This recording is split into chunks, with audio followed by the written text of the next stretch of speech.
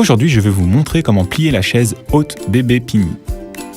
L'ensemble inclut le siège avec support d'accoudoir, les ceintures hanches, les deux accoudoirs, les pieds avant A et B, 2 éléments chacun, les pieds arrière C et D, 2 éléments chacun, le plateau avec sangle d'entrejambe installé, le repose-pied, le bouchon de siège et les autocollants.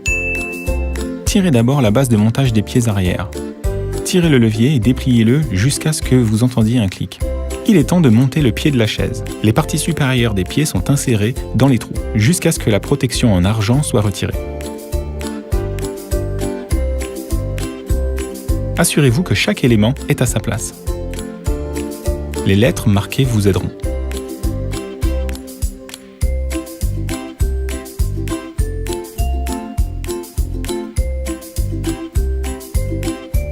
Maintenant, le bas du pied. Faites attention à bien assembler tous les éléments.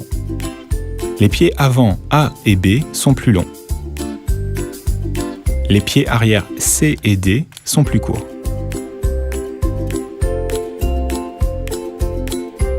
Il est temps de monter les accoudoirs.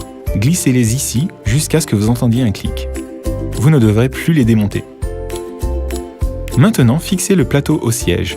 Glissez cet élément jusqu'à ce que vous entendiez un son de verrouillage. C'est prêt.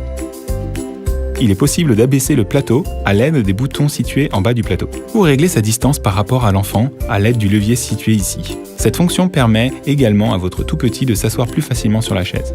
Si le plateau se salit, il suffit de retirer la partie supérieure du plateau et de le laver à l'eau courante. Pendant ce temps, l'enfant utilisera la surface inférieure. N'oubliez pas que le plateau seul ne suffit pas à assurer la sécurité de votre enfant.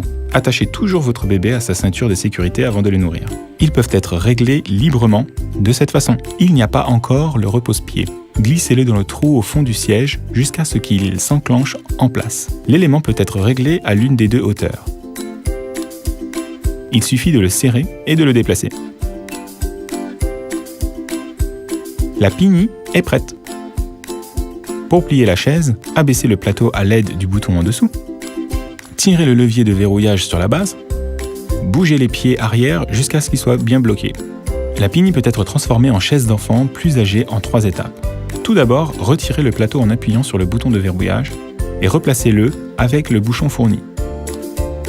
Retirez ensuite les sangles en tirant les boucles derrière le dossier. C'est prêt.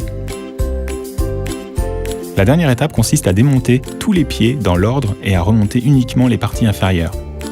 C, D, A et B, selon le marquage sur la base de montage et sous les rondelles des parties inférieures des pieds. N'oublions pas de vérifier s'ils sont correctement sécurisés par des lockers. La Pini pour enfants plus âgés est prête. Maintenant, nous pouvons créer son style unique en collant ses autocollants avec le tout petit. Comment ? Selon les goûts de votre bout de chou. C'est terminé au sujet de Pini, nous vous souhaitons une agréable utilisation.